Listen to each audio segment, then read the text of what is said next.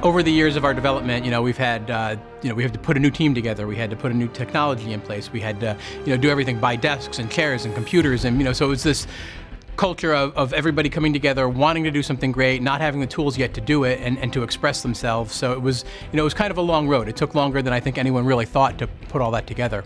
You have a team that has tons of ideas and not just one, and then you have to refine that down into something that's really manageable in the time that you have to make a game. So that's a little bit daunting, when you have all the choices in the world, how do you choose, well, this is the one thing that we're going to do? The Respawn culture really is about no nonsense. We're really hard on ourselves. One of the hard parts, I think, at least on Titanfall, was trying to figure out how to work as a team for a multiplayer game. The pressure was on us to really come out with something new and different, and we were sitting there going nuts trying to wrap our heads around, okay, what does that mean? Everyone at Respawn has a voice as we're working on the game. It's not just, say, the game director and lead designer say, this is what we're making, everyone just, get on the treadmill and make it.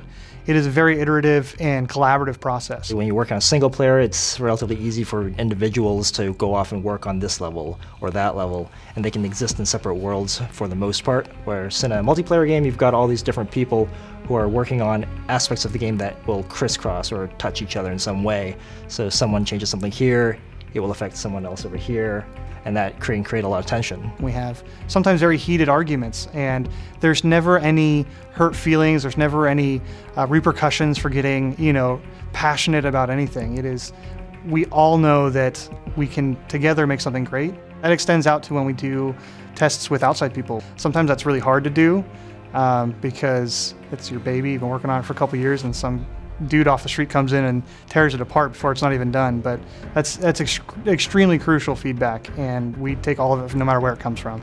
I think we have the ability and the culture that supports the focus of perfection. So you're trying to perfect the right things, and you don't go after the things that really don't support the gameplay. It has to feel right, it has to flow right, and if it doesn't, we keep working on it. And there's things that, if they don't get to that level, I would rather have less finely polished features than more, and have the game be a little rougher.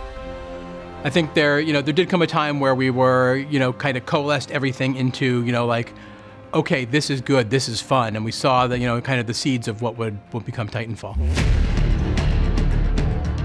And so the first Titan, pre-viz was an actual maquette, a 1/6 scale doll that I encased in a dive suit, and then we said, scratch that, why can't we make these really big and play with scale as well? But at the same time, here's the tricky part, we have to try and keep it not alienating to people who are used to playing first-person shooters and a particular kind of first-person shooter. So we thought, how can we do that? So that was partly the problem of finding a new, larger design space, being able to create more exotic abilities and weapons and things like that. We could see the visual of a grunt next to a Titan and how powerful that could look, how powerful this giant can look, taking cover on a building.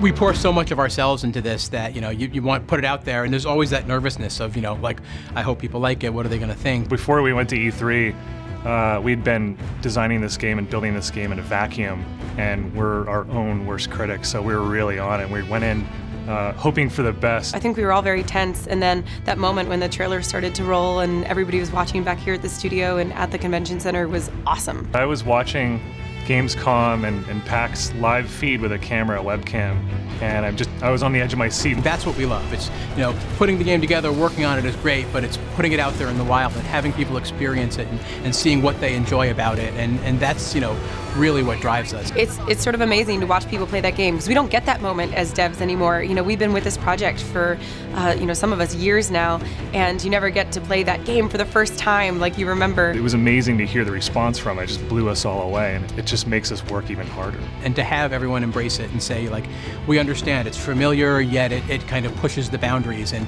I get this, and I want more of it, and it's great for the team.